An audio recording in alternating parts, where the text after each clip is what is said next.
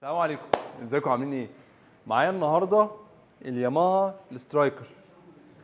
طبعا كل مسار ياماها سترايكر بيتباع بيتخطف، ما اعرفش ليه، مع ان هو يعني موتوسيكل مش منتشر قوي في مصر، بس من الموتوسيكلات الجميله جدا في الكروزر. اللي معايا النهارده 2012 11800 ميل. موتوسيكل طبعا زي ما انتم شايفين كده، شكله حلو قوي. تعال بص كده، شوف الجنط قد ايه. الجنط ال 21 ده لقطه وهو بيمشي. زمان كنا بنقول عليها جنوط مراوح، صح؟ بس الجنط حلو قوي. الديزاين بتاع القبل اللي فوق، بص نازل بزاويه كده، بيديك ديزاين الشوبر شويه، يعني بيديك ايحاء ان هو، او مش ايحاء، حتى عادته تحس انها شوبر فعلا. الراديتير اللي عاملين لك عليه كفر عشان الطوب والزلط والكلام ده كله. الموتوسيكل برضو راكب عليه اكزوست كوبرا.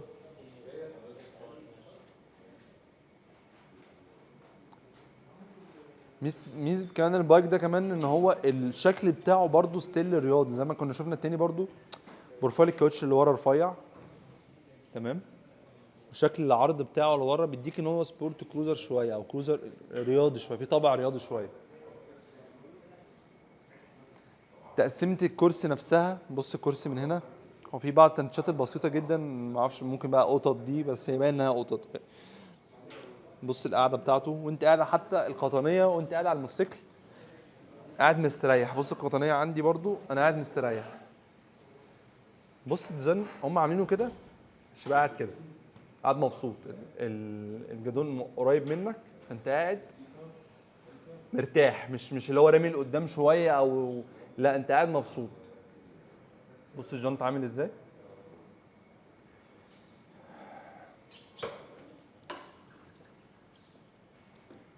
الموتوسيكل ده جاي معاه الشكمان الستوك بتاعه، هناخده معاه البايك يعني ان شاء الله، اللي ربنا يديله النصيب وياخد الموتوسيكل ده، هياخد كمان معاه الشكمان الستوك بتاعه. تيجي نسمع صوته. اسمه ستوك كوبرا بقى.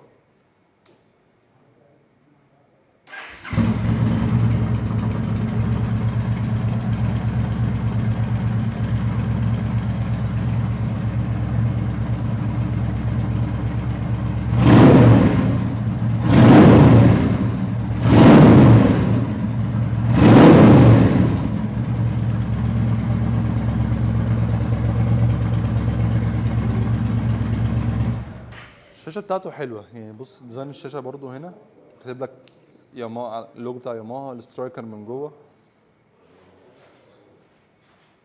لذيذ. مفتاح الكونتاكت بتاعه من قدام، مش زي اي كروزر بيبقى دايما من الجنب.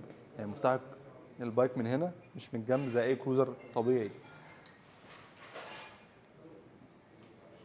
الموتوسيكل ده ماشي تقريبا 11800 ميل.